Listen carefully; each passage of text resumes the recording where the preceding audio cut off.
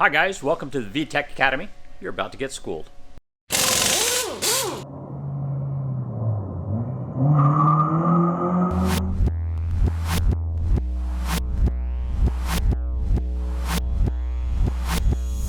Well guys, welcome to day 3 of Will It Fit?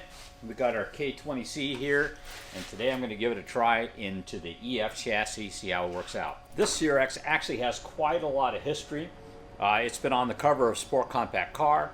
It was the CRX we used in the Pinks episode. It was a season finale of season 2. It had an H22 the first time we went out, and the second time it had a V18C. Jeff Racer from Full Race ran it. That was a pretty exciting show, by the way. I believe it's on YouTube. Maybe I can dig up a link to share with you guys. Anyway, the engine bay has been modified quite a bit. The frame rail bracket's been cut off. There's a little notch in the frame rail, or in the subframe here, to kind of set the differential back a little bit further. Firewall's been pounded out for H22. All of that's not really necessary for our K20. But the radiator support's been removed here as well. That was done to make it a little bit easier to change the engine in and out on this car. May have also, oh, it was there for the intercooler. That's right, we had an intercooler placed in there. Anyway, I'm going to wheel it in here and see how it works out.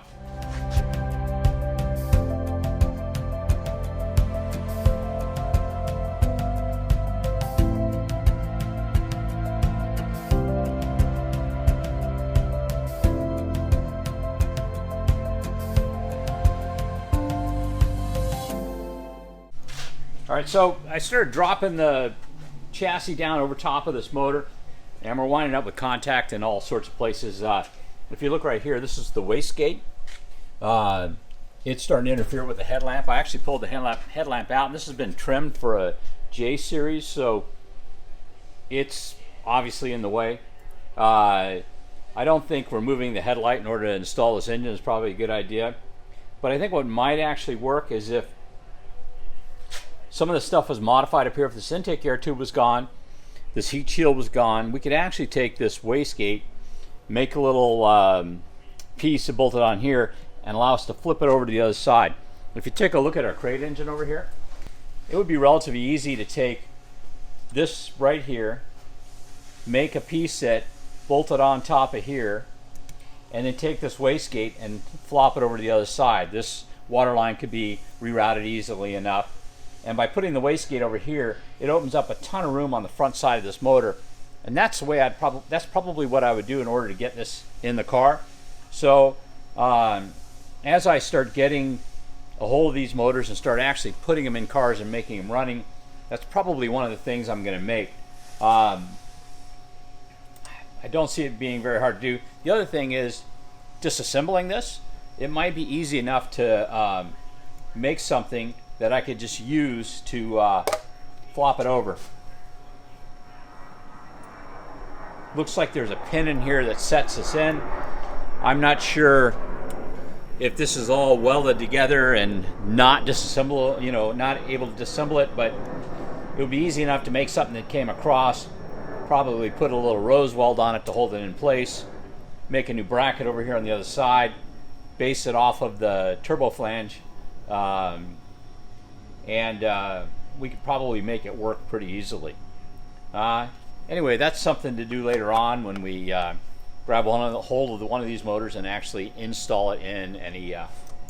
Beyond the problem of the wastegate, there's also about a problem with the overall dimension of this. You can see if I lowered this more, our VTEC solenoid would come in contact with the frame rail. You can also see over here that the transmission is under the frame rail. So in order to really make this fit, it's going to require a modified subframe, probably a modification to the frame rail over here. That way we get the motor set up in there. It's still going to hang down quite a bit.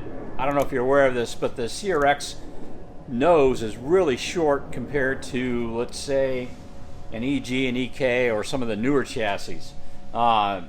Putting this motor in this car is going to be a bit of a struggle for a lot of people. But at some point, we're going to make it happen because that's what people are going to want. And I'm kind of partial to this chassis, so I wouldn't mind seeing Honda's best motor in their best chassis. All right, so we pulled in this dusty DA from outside. A lot of people were asking whether or not it fit in here, so we're going to give it a try. To me, DAs are giant CRXs.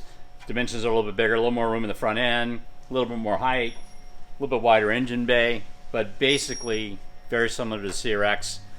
Let's see how it fits in here.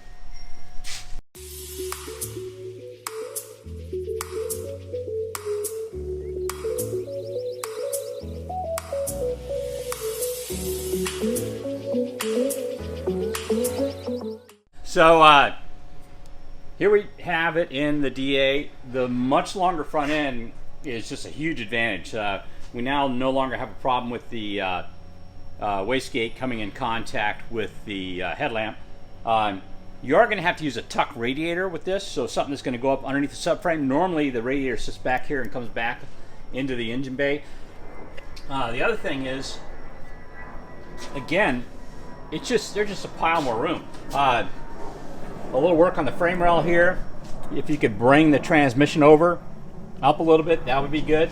Maybe some modification of the rear subframe as well. Now, right now we have it at a height where it's going to start coming in contact with the hood, and there's not a whole lot of ground clearance. To ideally mount this engine, you'd want it up a little higher, actually, you know, kind of through the hood a little bit. That would allow you to have good ground clearance, drive around nice and safe. But I'll tell you, this compared to the EF chassis, this is a much better choice. Probably would fit a whole heck of a lot better. This makes me want to take a J series and try it in this chassis as well and see what it looks like. The modifications with the wastegate and intake air tube, that might actually allow us to bring the engine up a little bit higher without interfering with the hood. There's still a bunch of crap over here in this corner, this pollution control device, some of the hoses, but if we were able to get rid of this intake air tube, a lot of these vacuum lines would go away or would be routed over to the other side of the car and would help out a little bit with our clearance. Still, encouraging. You got a DA, this may wind up being a legit choice for you at some point. Okay, so we've got the first generation Insight here. This has a little bit taller front end than the CRX does, but it's narrower. So I'm not really sure how it's going to fit in here. Now, since height's not a problem, if we can get it in between the frame rails, that's going to be pretty nice. If you look at the way the K series fits in here, with mount kit the Hasport will be releasing in about a month, you can get the K24 in here and you have plenty of ground clearance. I know that there is another kit out there that's been doing K swaps for a while, but that one hangs the motor kind of low because they're not able really to get it underneath the frame rail like they should. And I think that's going to be the main problem with this K20C. If we can get it under the frame rail, we should have no problems. If we can't, then we may have to kind of drop it low, but let's give it a try and see how it works out.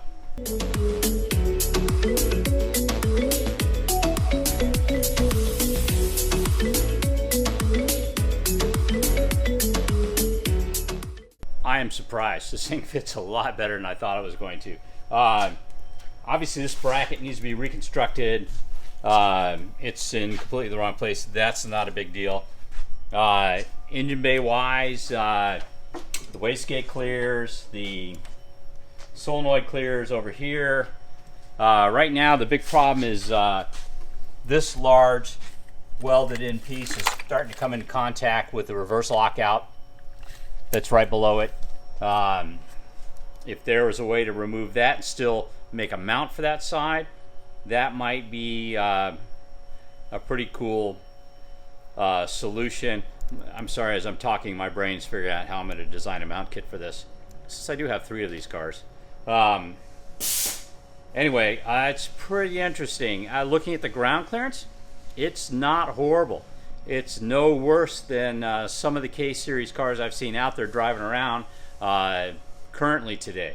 So, engine hangs down a little bit more than I would like it to, but I think with a little bit of creative work, I might be able to bring it up another inch, and that would be totally acceptable. Right now, this makes contact with our valve cover, but take this out, maybe some of the hood support out, you know, that would gain us that other inch we needed, and that would make it a doable swap. Huh. Call me surprised. Well, that's going to wrap up our series on trying the K20 turbo motor into the different cars. But we do have our crate motor here, and we are going to be making quite a few more videos, including doing some stuff with engine swaps. So if you're enjoying these videos, please click on the subscribe button as well as the notifications button so that you get notified whenever we have a new video. Thanks for clicking on us.